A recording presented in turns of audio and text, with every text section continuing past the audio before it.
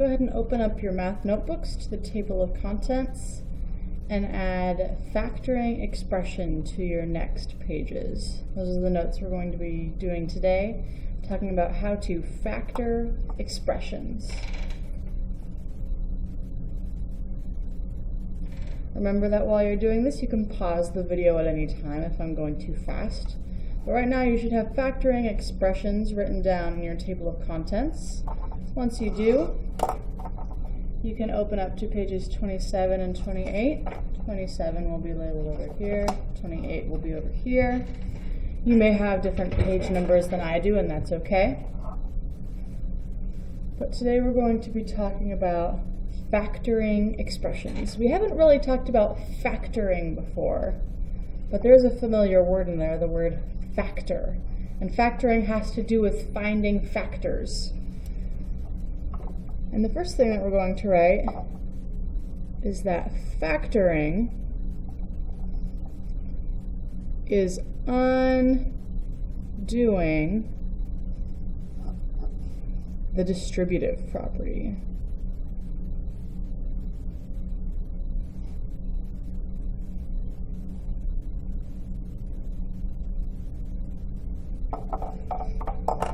Factoring is undoing the distributive property.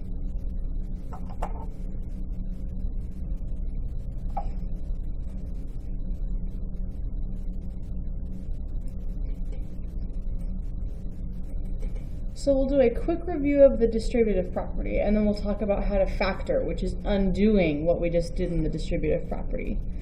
So let's say we had the expression 2 times 3xy minus 7.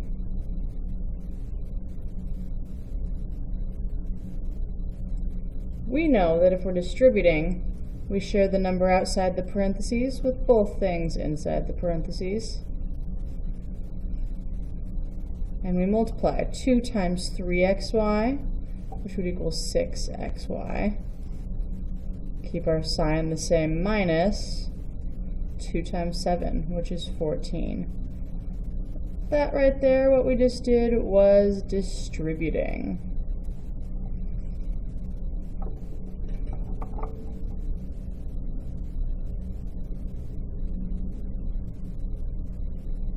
If I want to factor this, I'm going to do the opposite of what I just did. We're actually going to start with our answer right here.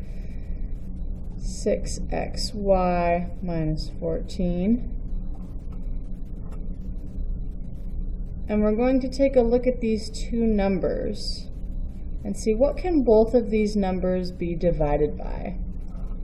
I'm looking at 6 and 14. I know that 6 is 2 times 3, there's still an xy, times x times y, we could say, minus 14 I know is 2 times 7.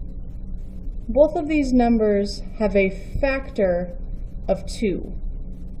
This term and this term both have a factor of 2. So I'm going to pull a 2 outside of my parentheses, get rid of that 2, and I'm left with 3xy minus 7.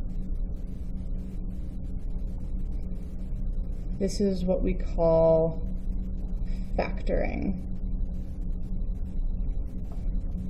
You'll notice we end up with the exact same answer that we would have started with before we distributed. Distributing and factoring are opposites of each other. Let's go ahead and try an example. Let's say we have 3x squared plus 6y plus 12. And I want to factor this expression. So I'm going to go ahead and put this into all of its factors. 3 is just 3 times 1. And x squared is x times x. Plus, I know that 6 is 2 times 3 times that y. Plus, 12 is 2 times 6. But if I want to split 6 up even farther, 6 equals 2 times 3. So 2 times 2 times 3 equals 12. Now I want to see between these three terms, what factor do they all have in common? Here's a 3, 3, and a 3. So I'm going to go ahead and pull that 3 outside of my parentheses, because that's the factor they all have in common. And then I'm going to write what's left over. Here we have 1 times x, which is just 1 times x squared. So I can just write a regular x squared, plus, I took out that 3, so we're left with 2 times y, plus 2 times 2, which is 4. And if we want to check our factoring, we can distribute to see if we get what we started with. So I'm going to go ahead and distribute to check my work.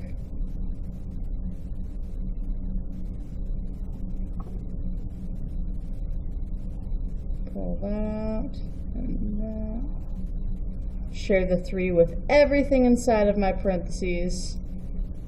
3 times x squared is 3x squared. 3 times 2y is 6y, plus 3 times 4 equals 12. When I distributed my answer, I got the same thing as what I started with.